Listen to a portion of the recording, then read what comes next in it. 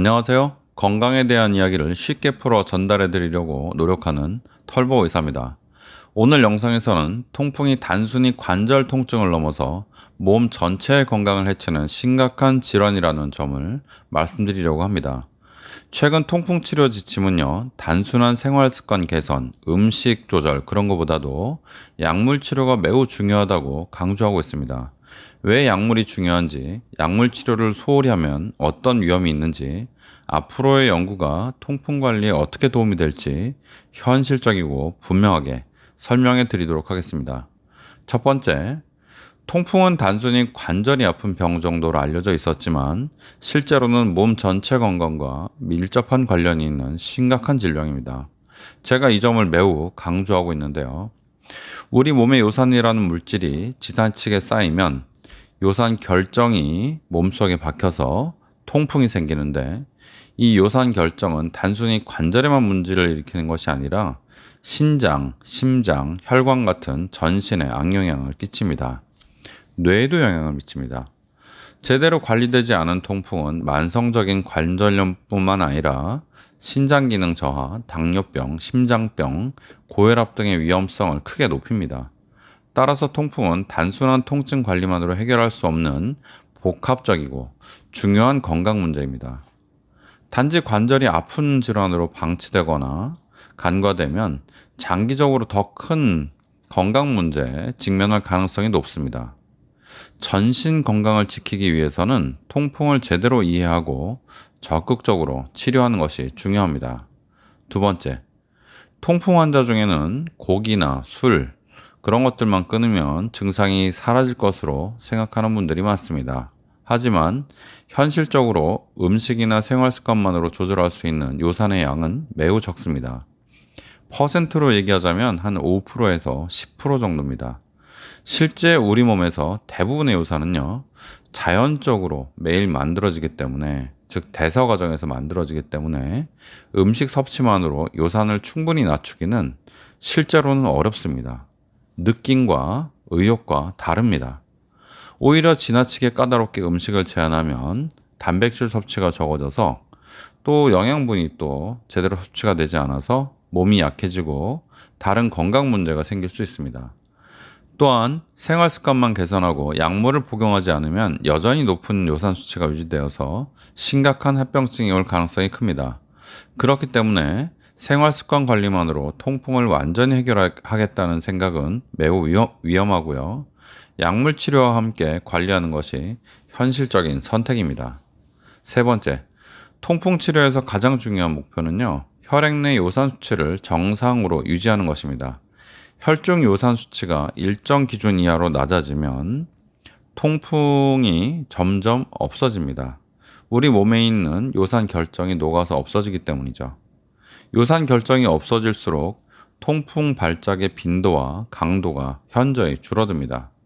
현재 의학적으로 권장되는 요산 수치는요, 혈액 검사 결과에서 6mg/dL 이하입니다.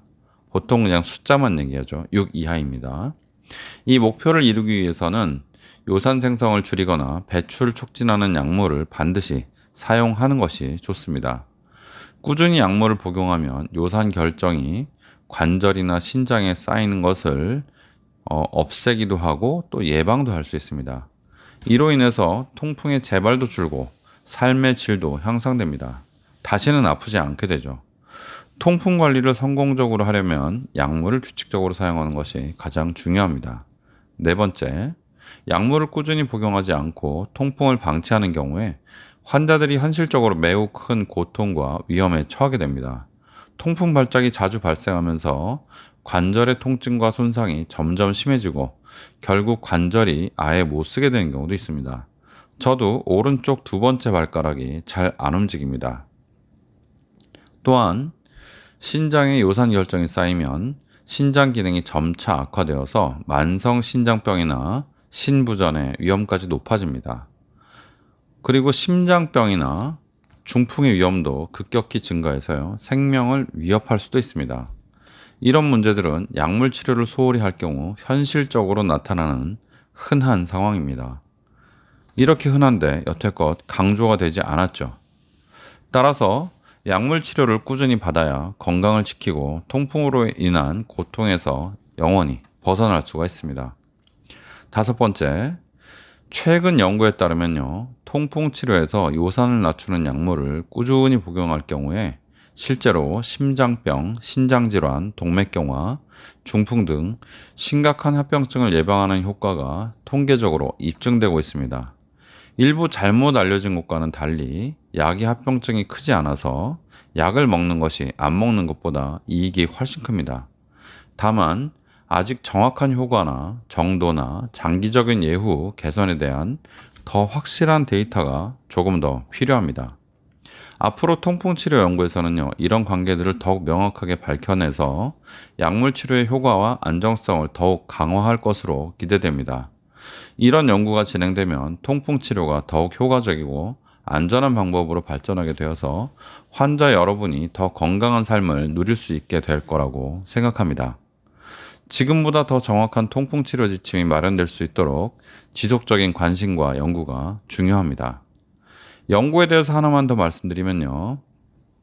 우리 몸의 요산을 해롭지 않은 알란토인이라는 물질로 바꾸는 그런 효소가 있습니다. 이 효소가 인간에게는 결핍되어 있어서 요산을 자꾸 배출해야 되는데요.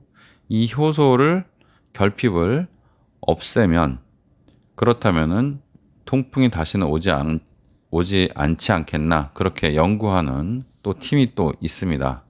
그런 것도 나중에는 연구가 되지 않을까 싶습니다. 오늘의 정리를 해드리겠습니다. 통풍은 관절만 아픈 병이 아니라 몸 전체를 위험하게 하는 중요 질환이며 생활 습관만으로, 음식만으로 치료하기는 어렵다는 것을 반드시 기억하시기 바랍니다. 반드시 약물 치료를 통해서 요산 수치를 정상으로 낮춰서 합병증을 예방해야 됩니다. 현실적으로 약물 치료 없이 방치하면 심각한 신장, 심혈관 질환 등 치명적 합병증이 올 수 있습니다. 최근 연구에서 통풍 약물이 심장과 신장을 보호하고 동맥경화나 중풍을 예방하는 효과가 보고된 만큼 앞으로 더 명확한 연구를 기대할 수 있을 거라고 생각합니다. 통풍 환자들께서도 지금부터라도 약물 치료를 최우선으로 하고 음식과 생활 습관에 너무 집착하지 마시고 음식도 골고루 드시고 건강한 삶을 누리시기 바랍니다. 꼭 치료를 제대로 받으시기를 진심으로 권유드립니다. 통풍전도사 털보의사였습니다. 감사합니다.